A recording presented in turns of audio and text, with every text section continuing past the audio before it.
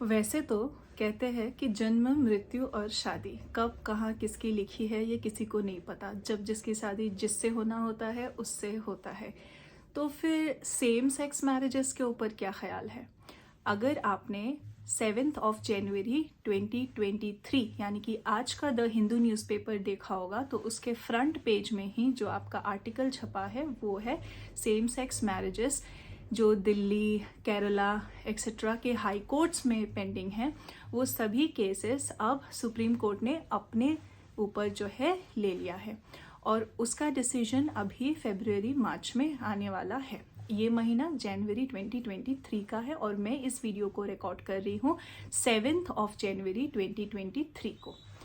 अब बात करते हैं कि 377 जो कि इंडिया में ऑलरेडी एबॉलिश कर दिया जा चुका है, इसका क्या मतलब हुआ? इसका ये मतलब हुआ कि अब same sex marriages criminal activity नहीं है, यानी कि डिक्रिमिनलाइज कर दिया गया है।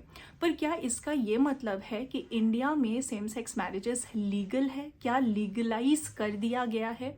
तो फिर देखिए, आपने यूनिफॉर्म सिविल कोड के बारे में सुना होगा, यूसीसी आर्टिकल 44, यानी कि जिस भी रिलीजन से है वो पर्सन उस रिलीजन के अंदर, जैसे हिंदू है तो फिर हिंदू पर्सनल लॉ में आएगा और मुसलमान है तो फिर वो मुस्लिम पर्सनल लॉ में आएगा। इस तरीके से मैरिजेस को डील किया जाता है, राइट?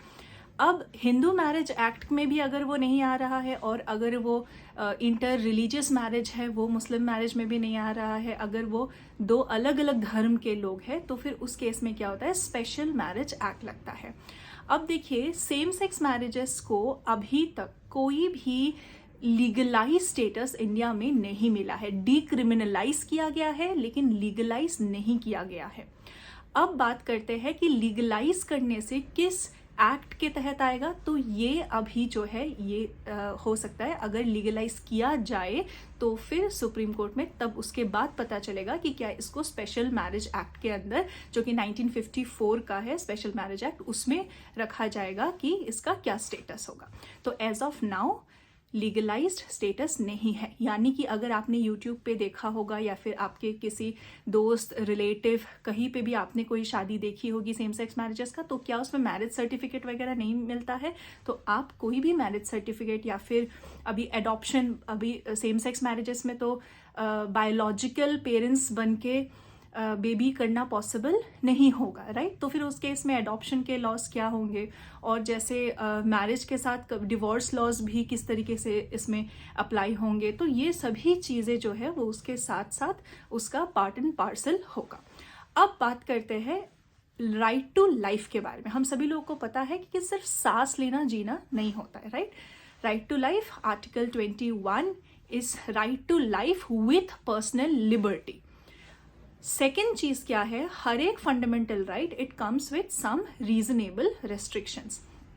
तो यहाँ पे बात यह आ गया कि लिबर्टी अगर है, और आर्टिकल 15 भी no discrimination on the base of race, religion, caste, sex, place of birth, तो फिर बेस्ड ऑन सेक्स भी यहाँ पे कोई डिस्क्रिमिनेशन नहीं कर सकते। तो 14 और 15 को अगर हम लोग यहाँ पे देखें तो फिर इंसान का जिससे भी उसको प्यार हो गया वो क्या कर सकता है? तो यहाँ पे एक डिबेट अराइज होता है कंजर्वेटिव विंग का, और उसके आगे हम लोग को क्या पता है? That constitutional morality over social morality.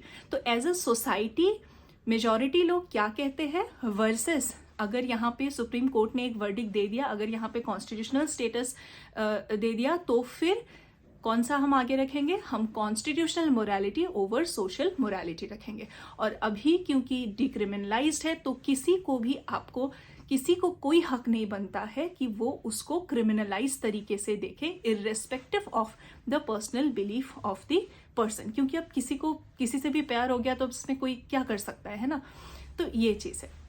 अब हम आते हैं इसके एक और पहलू के ऊपर, that is about the countries who have legalised same sex marriages. अब इंडिया जो है वो एशिया में है, राइट? और एशिया में ताइवान एक लौता ऐसा देश है जिसने सेम सेक्स मैरिज को रिकॉग्नाइज किया है। वर्ल्ड में वैसे 30 से ज़्यादा देश ऐसे हैं जिन्होंने रिकॉग्निशन दिया है, एंड इंडिया जो है वो 33rd नंबर पे यहाँ पे हम लोग आ जाएंगे अगर रिकॉग्निशन सेम सेक्स मैरिज को मिल गया तो। अब देखिए इसमें जो डिस्कशन है वो किस बात पे डिस्कशन हो रहा है, इसमें दो साइड्स, दो पहलू इसमें क्या कहते हैं। तो एक पहलू जो है वो ये कहते हैं कि marriage is an institution between a biological male and a biological female। ये मुद्दा आपके एक मेंबर ऑफ द पार्लियामेंट ने उठाया था कि सेम सेक्स मैरिजेस को लीगलाइज नहीं करना है इंडिया में, क्योंकि उनके हिसाब से उन्होंने जो आर्ग्यूमेंट यहाँ पे दिया था वो ये दिया था कि biological man and biological women. वही दूसरे तरफ जितने भी LGBTQ+ या फिर जितने भी आपका एक मैन से प्यार या फिर एक वुमेन से प्यार या फिर जेंडर चेंज जो एक चीज़ यहाँ पे आ गया है, तो वो सभी चीज़ें हैं एक पर्सनल चॉइस का ये आपका मैटर हो गया कि किसी को कौन पसंद आ रहा है, या फिर कह लीजिए it is whether to marry और not to marry itself is a choice, right.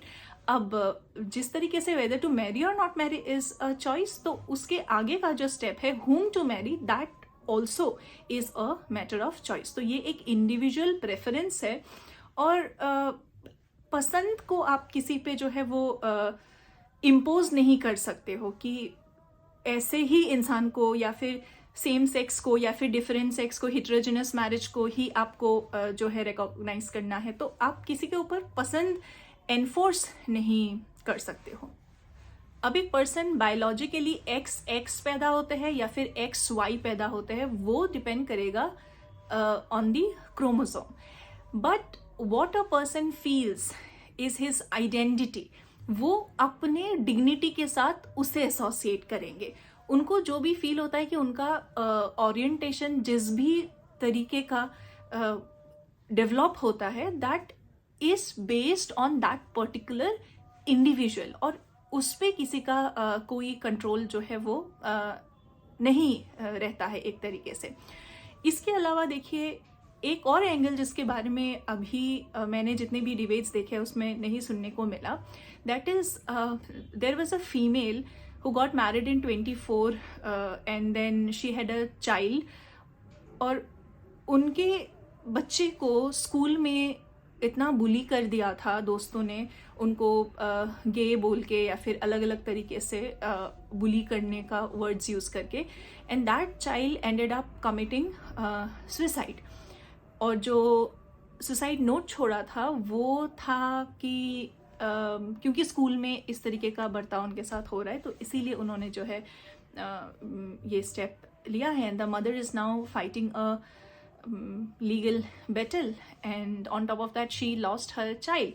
तो पर्सनल ओपिनियंस एक तरफ है, लेकिन किसी को बुली करने का, किसी को डिस्क्रिमिनेट करने का एक इंडिविजुअल लेवल पे या फिर एक सोसाइटल लेवल पे किसी के चॉइस पे, अगर unless and until it is causing harm, अब कोई किसी को हार्म जब तक कॉज नहीं कर रहा है, तो उन चॉइसेस पे किस हद तक इंटरफेयर कर सकते हैं, नहीं कर सकते हैं।